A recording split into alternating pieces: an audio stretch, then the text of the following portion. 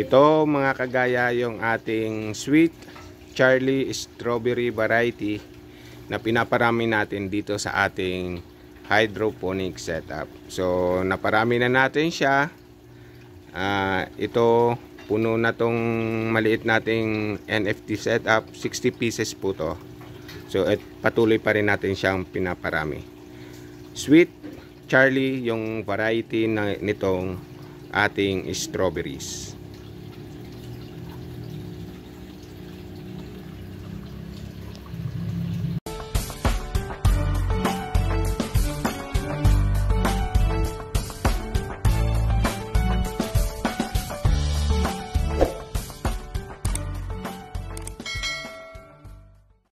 Isang pinagpalang umaga mga kagaya.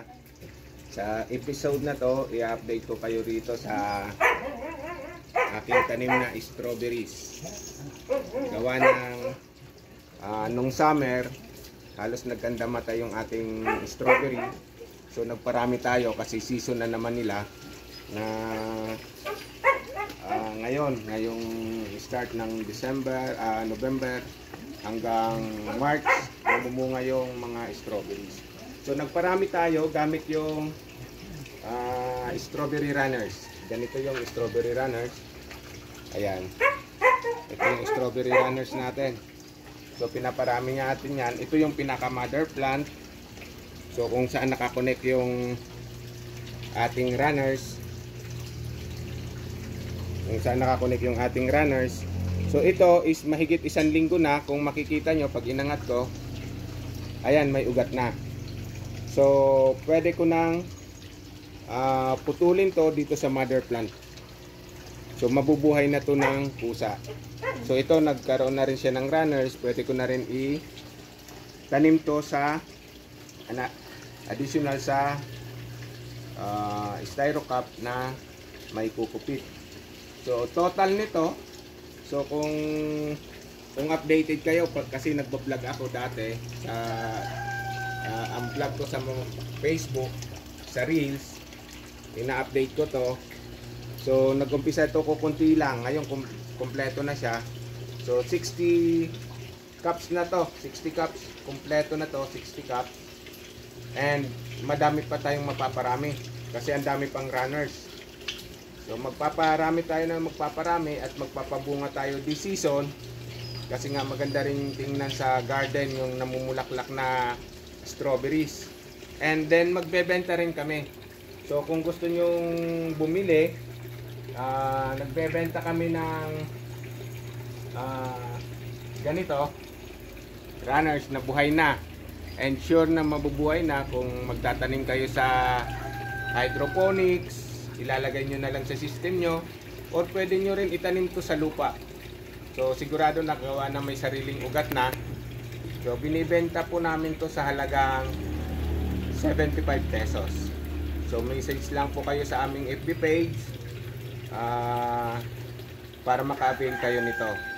And patuloy pa rin pagpadami namin para nga sa mga gusto. Dati kasi nung marami kaming runners na pinabuhay dyan sa cups, maraming nag-i-inquire sa amin at hindi kami nakapagbenta ng madami. So ngayon itatry ko magparami.